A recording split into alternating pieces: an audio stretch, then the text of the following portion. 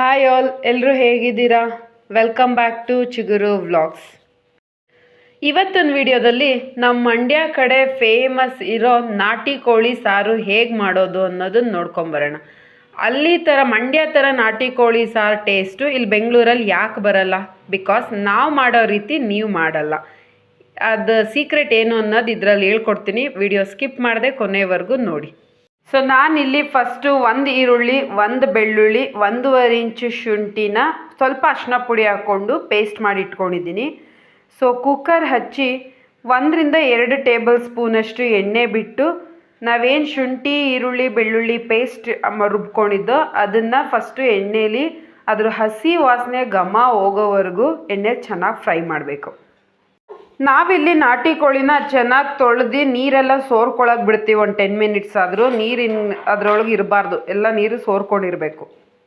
ನಾವಿಲ್ಲಿ ಮೊಟ್ಟೆ ಉರಿನ ಹಾಕಲ್ಲ ಸಾಂಬಾರು ಫ್ರೈ ಮಾಡೋಕ್ಕೆ, ಅದು ಒಡೆದೋಗ್ಬಿಟ್ರೆ ಸಾಂಬಾರು ಟೇಸ್ಟೇ ಹಾಳಾಗ್ಬಿಡುತ್ತೆ. ಆದ್ದರಿಂದ ಫ್ರೈಗೆ ಆ ಪೀಸ್ ಹಾಕಲ್ಲ.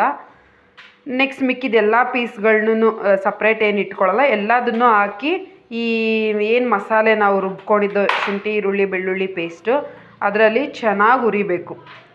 ರುಚಿಗೆ ಎಷ್ಟು ಬೇಕೋ ಅಷ್ಟು ಉಪ್ಪು ಈ ಟೈಮಲ್ಲೇ ಹಾಕ್ಕೊಂಬಿಡ್ಬೇಕು, ಸೊ ದಟ್ ಪೀಸ್ಗಳಿಗೆಲ್ಲ ಉಪ್ಪು ಚೆನ್ನಾಗಿ ಹಿಡಿಯುತ್ತೆ. ಸೊ ನೀವು ಈ ಸಾಂಬಾರು ಮಾಡಬೇಕಾದಾಗ ತುಂಬ ಅರ್ಜೆಂಟ್ ಮಾಡಬಾರ್ದು. ಅರ್ಶಿನದ ಪುಡಿ ಎಲ್ಲ ಹಾಕಿ ಪೇಸ್ಟ್ ಏನು ಮಾಡಿದ್ದೀರಾ ಅದ್ರ ಜೊತೇಲಿ ಚಿಕನ್ ಚೆನ್ನಾಗಿ ಫ್ರೈ ಆಗಬೇಕು. ಅದರೊಳಗೆ ಈಗ ಒಂದು 5-10 ಮಿನಿಟ್ಸ್ ಆಗ್ತಿದ್ದಂಗೆ ನೋಡಿ ಈ ಥರ ನೀರು ಬಿಟ್ಕೊಳ್ಳೋಕೆ ಶುರು ಆಗುತ್ತೆ. ಆ ನೀರು ಫುಲ್ಲು ಡ್ರೈ ಆಗಿ ಬರೀ ಎಣ್ಣೆ ಮಾತ್ರ ಬರಬೇಕು. ಅಷ್ಟೊತ್ತೂ ಚಿಕನ್ನ ಚೆನ್ನಾಗಿ ಫ್ರೈ ಮಾಡಬೇಕು. ಸೊ ಚಿಕನ್ ಫ್ರೈ ಆಗಲಿಲ್ಲ ಅಂದರೆ ಸಾಂಬಾರು ಟೇಸ್ಟ್ ಹಾಳಾಗುತ್ತೆ. ಸೊ ನಾಟಿ ಕೋಳಿ ಆಗಿದ್ದರಿಂದ ಬೇಗ ಬೇಯಲ್ಲ, ಇದು ಸುಮಾರು ಟೈಮೇ ತಗೊಳುತ್ತೆ. ಸೊ ನೀರು ಡ್ರೈ ಆಗೋಕ್ಕೆ ನಿಯರ್ಲಿ 15 to 20 ಮಿನಿಟ್ಸ್ ತಗೊಳುತ್ತೆ. ಸೊ ಅಷ್ಟರಲ್ಲಿ ನಾವು ಮಸಾಲೆಗೆ ರೆಡಿ ಮಾಡ್ಕೋಬೇಕಾಗುತ್ತೆ. ಸೊ ಮಸಾಲೆಗೆ 1 ಸ್ಪೂನ್ ಗಸಗಸೆ, 2 ಟೇಬಲ್ ಸ್ಪೂನಷ್ಟು ಕೊಬ್ಬರಿ ತೊಗೊಂಡಿದ್ದೀನಿ. ಹಸಿ ಕಾಯಿ ಹಾಕ್ಕೊಂಡ್ರೆ ಇನ್ನೂ ಟೇಸ್ಟ್ ಚೆನ್ನಾಗಿ ಬರುತ್ತೆ.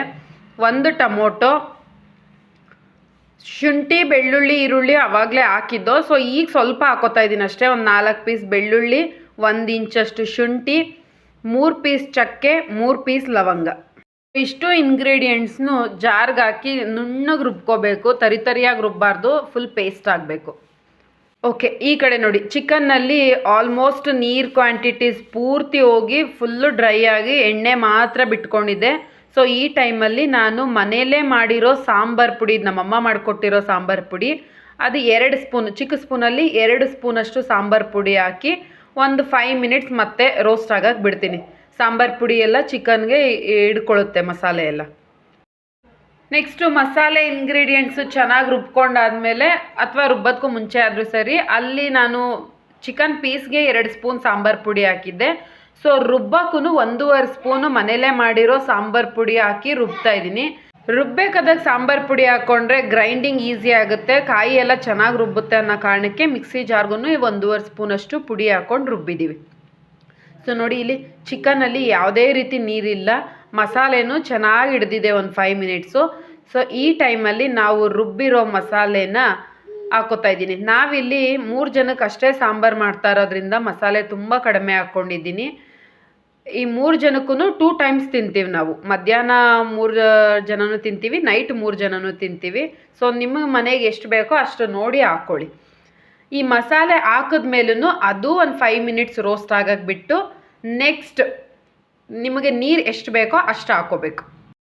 ನೀರು ನೋಡಿ ಹಾಕ್ಕೊಳ್ಳಿ, ಬಿಕಾಸ್ ಇದು ನಾಟಿ ಕೋಳಿ ಆಗಿರೋದ್ರಿಂದ ಬೇಗ ಬೇಯಲ್ಲ. ನಾನಿಲ್ಲಿ ಒಂದು 6 ವಿಷಲ್ ಬರ್ಸ್ಕೊತೀನಿ ಕುಕ್ಕರಲ್ಲಿ. ಸೊ ಅಷ್ಟೊಂದು ವಿಷಲ್ ಬರೋ ಅಷ್ಟರಲ್ಲಿ ಕುದ್ದಿ ನೀರು ಕಡಿಮೆ ಆಗಿಬಿಡುತ್ತೆ ಸಾಂಬಾರು. ಸೊ ಅದರಿಂದ ಸ್ವಲ್ಪ ತೆಳುಗೆ ಹಾಕ್ಕೊಳ್ಳಿ, ಕುದ್ದಿ ಬೇಯೋ ಅಷ್ಟರಲ್ಲಿ ಸಾಂಬಾರು ಕ್ವಾಂಟಿಟಿ ಕಡಿಮೆ ಆಗಿರುತ್ತೆ. ನೆಕ್ಸ್ಟು ಮೊಟ್ಟೆ ಉರಿ ಏನು ಸಪ್ರೇಟಾಗಿ ಇಟ್ಕೊಂಡಿದ್ದೋ ಅದನ್ನು ಲಾಸ್ಟಲ್ಲಿ ವಿಷಲ್ ಮುಚ್ತೀವಲ್ಲ, ಸೊ ಆ ಟೈಮಲ್ಲಿ ಹಾಕಿ ಒಂಚೂರು ತಿರುಗಿಸಿ ಅದ್ರ ಮೇಲೆ ಸಾಂಬಾರು ಬಿಟ್ಟು, ಸೊ ಚೆನ್ನಾಗಿ ಕುದಿ ಬಂದಮೇಲೆ ಕುಕ್ಕರ್ ಮುಚ್ತೀವಿ. ಸೊ ಈ ಕೋಳಿ ಬಾಯ್ಲರ್ ಕೋಳಿ ಥರ ಬೇಗ ಬೇಯಲ್ಲ, ವಿಷಲ್ ನೋಡಿ ಬರ್ಸ್ಕೋಬೇಕು. ಒಂದು 5ರಿಂದ 6 ವಿಷಲ್ ಆದರೂ ಬೇಕಾಗುತ್ತೆ. ಕುಕ್ಕರ್ ಮೇಲೂ ಡಿಪೆಂಡ್ ಆಗುತ್ತೆ. ಚೆನ್ನಾಗಿ ಬೇಯೋ ಕುಕ್ಕರ್ ಆದರೆ 5-6 ವಿಷಲು, ಕೆಲವು ಕುಕ್ಕರ್ಗಳು ಬೇಯಲ್ಲ. ಸೊ ಅವಾಗ ಒಂದು 7-8 ವಿಷಲೇ ತೊಗೋಬೇಕಾಗುತ್ತೆ. ಸೊ ನೋಡಿ ನೀರು almost sambar quantity full reduce ಆಗಿದೆ. ಅದಕ್ಕೆ ನಾನಿಲ್ಲಿ ಮತ್ತೆ ಕುಕ್ಕರ್ ಹಚ್ಚಿ 1 ಗ್ಲಾಸಷ್ಟು ನೀರು ಬಿಟ್ಟು ಮತ್ತೆ ಕುದಿಸ್ಕೊಂಡಿದ್ದೀನಿ. ಸೊ ಸಾಂಬಾರು ಜಾಸ್ತಿ ಆಗುತ್ತೆ. ಸೊ ಫೈನಲಿ ನಾಟಿ ಕೋಳಿ ಸಾಂಬಾರು ರೆಡಿ ಆಯಿತು. ಸೊ ಏನು ಡಿಫ್ರೆನ್ಸ್ ಇತ್ತು ಅಂದರೆ, ನಾವು ಫಸ್ಟಿಗೇ ಶುಂಠಿ ಈರುಳ್ಳಿ ಬೆಳ್ಳುಳ್ಳಿ ಪೇಸ್ಟ್ ಹಾಕಿ ಹಸಿ ವಾಸನೆ ಹೋಗೋವರೆಗೂ ಹುರಿದು ಆಮೇಲೆ ಪೀಸ್ಗಳು ಹಾಕ್ತೀವಿ. ಅದು ಒಂದು ಮೇಯ್ನ್ ಪಾಯಿಂಟು. ನೆಕ್ಸ್ಟು ಮಸಾಲೆನಾಗಲಿ ನೀರನ್ನಾಗಲಿ ನಾವು ಬೇಗ ಹಾಕಲ್ಲ, ಫುಲ್ಲು ಡ್ರೈ ಆಗಿ ಎಣ್ಣೆ ಬಿಟ್ಕೊಂಡ ಮೇಲೆ ಮಸಾಲೆ ಹಾಕ್ತೀವಿ. ಅನದರ್ ಲಾಸ್ಟ್ ಪಾಯಿಂಟ್ ಏನಂದರೆ, ಸಾಂಬಾರು ಪುಡಿ ಮಟನ್ಗೆ ಚಿಕನ್ಗೆ ಅಂತಲೇ ಸಪ್ರೇಟಾಗಿ ಮನೆಯಲ್ಲೇ ಮಾಡಿಸಿರೋ ಪುಡಿನೇ ಯೂಸ್ ಮಾಡೋದು. ಸೊ ಇವಿಷ್ಟು ನೀವು ಮೇಯ್ನಾಗಿ ತಿಳ್ಕೊಂಡ್ರೆ ಮಂಡ್ಯ ಕಡೆ ಮಾಡೋ ನಾಟಿ ಕೋಳಿ ಸಾರು ತುಂಬ ಟೇಸ್ಟಿಯಾಗಿ ಚೆನ್ನಾಗಿ ಬರುತ್ತೆ.